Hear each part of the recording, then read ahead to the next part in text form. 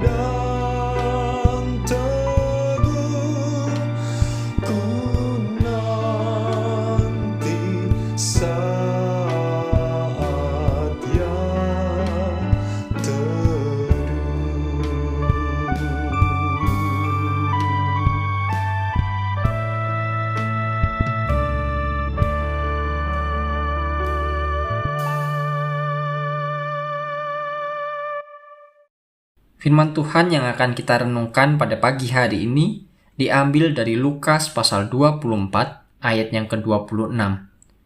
Lukas pasal 24 ayat yang ke-26, bukankah Mesias harus menderita semuanya itu untuk masuk ke dalam kemuliaannya?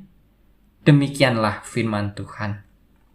Bapak, Ibu, Saudara yang dikasihi Tuhan, mari kita ingat peristiwa-peristiwa yang menyakitkan dalam hidup.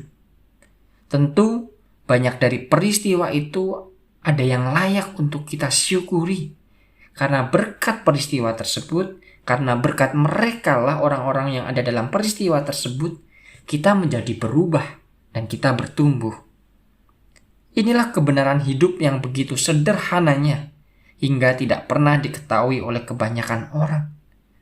Peristiwa-peristiwa gembira memang menyenangkan, tetapi tidak menuntun kepada penemuan diri, kepada pertumbuhan dan kebebasan. Keistimewaan itu hanya ada pada hal, orang, dan situasi yang menyakitkan. Dalam setiap peristiwa yang menyakitkan, ada benih pertumbuhan dan pembebasan. Dalam terang kebenaran ini, sorotilah hidup kita dan lihatlah satu atau dua peristiwa yang tidak kita syukuri. Lihatlah, kalau kita dapat menemukan potensi untuk bertumbuh dalam peristiwa-peristiwa tersebut. Mungkin dahulu kita tidak menyadari sehingga tidak memanfaatkan potensi itu. Kemudian ingatlah beberapa peristiwa aktual yang menyakitkan dan menimbulkan perasaan negatif dalam diri kita. Siapapun atau apapun yang menyebabkan timbulnya perasaan itu, semuanya adalah guru kita. Mereka menyingkapkan begitu banyak mengenai diri kita, yang mungkin kita sendiri tidak menyadari sebelumnya. Mereka menawarkan ajakan dan tantangan untuk memahami diri, untuk menemukan diri, dan dengan itu kita dapat mencapai pertumbuhan, hidup, dan kebebasan. Mari sahabat, kita kerjakan itu sekarang juga. Kita identifikasi perasaan negatif dalam diri kita yang ditimbulkan oleh peristiwa-peristiwa yang menyakitkan. Kekhawatiran, kegelisahan, kecemburuan, kemarahan, atau perasaan bersalah. Mari kita dengarkan apa saja yang dikatakan oleh perasaan itu mengenai diri kita, nilai kita, cara kita memandang dunia dan kehidupan, dan terutama tentang pemrograman dan pengkondisian diri kita. Bila kita berhasil menemukannya, kita akan mampu melepaskan ilusi-ilusi yang telah lekat hingga saat ini dalam pikiran dan hati kita. Hal itu akan mengubah persepsi yang rancu, memperbaiki kepercayaan yang keliru, dan bahkan belajar menjauhkan diri dari penderitaan. Karena kita tahu bahwa penderitaan itu disebabkan oleh pikiran kita, oleh pemahaman kita, bukan oleh realitas kehidupan. Saat itu juga kita akan sangat bersyukur atas perasaan-perasaan negatif itu, dan juga atas pribadi atau peristiwa yang menyebabkan peristiwa tersebut. Melangkahlah lebih jauh, sahabat. Lihatlah segala sesuatu dalam diri kita yang tidak kita sukai, baik itu perasaan negatif, kekurangan, cacat, kesalahan, kelekatan, kegilaan, gangguan jiwa, atau bahkan dosa-dosa kita sendiri. Dapatkah kita melihat setiap hal itu sebagai bagian penting dari perkembangan diri kita? Marilah masing-masing menawarkan pertumbuhan dan rahmat bagi kita dan orang lain. Dan rahmat itu ternyata hanya ada pada hal-hal yang tidak kita sukai. Bila kita menyakiti hati orang misalnya, dan menimbulkan perasaan negatif padanya, bukankah saat itu kita menjadi guru bagi mereka? Menjadi alat yang menawarkan benih bagi penemuan diri dan pertumbuhan diri. Dapatkah kita terus melakukan pengamatan ini? Amatilah terus sampai kita melihat semuanya itu sebagai kesalahan yang membahagiakan, dosa yang membawa begitu banyak kebaikan bagi kita dan bagi dunia. Bila kita mampu melakukannya, sahabat, hati kita akan dipenuhi dengan kedamaian, rasa syukur, cinta, dan penerimaan atas setiap hal.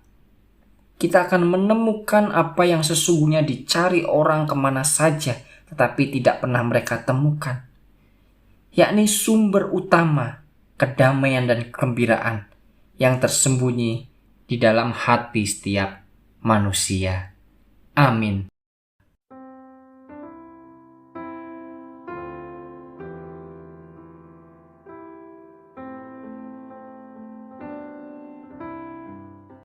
Mari bersama kita satukan hati di dalam doa.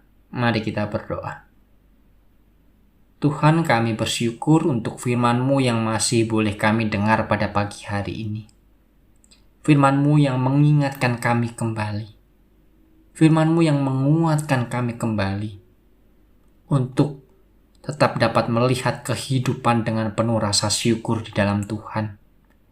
Meskipun perjalanan hidup kami tidak sepenuhnya bersukacita, tidak sepenuhnya mengalami kegembiraan, tapi biarlah melalui setiap perjalanan hidup kami, pengalaman suka duka, senang sedih, keberhasilan kegagalan, dan sebagainya boleh kami hayati, bahwa semuanya itu adalah bagian dari kehidupan yang kami harus terima dan harus kami belajar dari sana.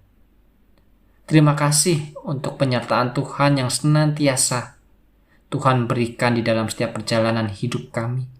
Kami boleh melewati setiap tantangan lika-liku kehidupan, dan kami boleh menyelesaikannya dengan baik. Dan pastinya karena semuanya itu pertolongan Tuhan. Biarlah kami dengan pimpinan dari Roh Kudus boleh dapat menatap hari esok dengan penuh sukacita, dengan penuh harapan dan juga perasaan damai sejahtera. Meskipun kami tahu bahwa di hari-hari esok kami tidak sepenuhnya akan berhasil di dalam melewati setiap tantangan-tantangan kehidupan. Namun biarlah dengan perasaan ini, dengan firman Tuhan yang boleh kami dengar pada pagi hari ini, boleh menguatkan kami kembali untuk dapat menerima setiap kegagalan di dalam kehidupan dengan tulus dan menjadikan semuanya itu sebagai pembelajaran diri. Terima kasih ya Tuhan. Bila sebentar kami juga akan melanjutkan aktivitas kami selanjutnya, kami serahkan setiap kehidupan umat-Mu di GKI Tumapel hanya ke dalam tangan pengasihan Tuhan. Biarlah di dalam setiap pekerjaan, di dalam setiap aktivitas, pendidikan, dan juga rutinitas-rutinitas yang lain, penyertaan Tuhan boleh senantiasa menaungi umat-Mu. Umat-Mu boleh senantiasa Engkau jauhkan dari segala macam penyakit dan mara bahaya, sehingga mereka boleh tetap sehat dan dalam keadaan yang baik. Tuhan, kami juga memohon berkat Tuhan senantiasa disalurkan untuk kehidupan umat Tuhan, di dalam mencukupi setiap kebutuhan sehari-hari, dan juga sebagai sarana bagi mereka untuk menolong sesamanya yang membutuhkan. Terima kasih ya Tuhan. Kami serahkan doa kami ini hanya ke dalam tangan pengasihan Tuhan. Di dalam nama Tuhan Yesus Kristus kami berdoa dan memohon. Amin.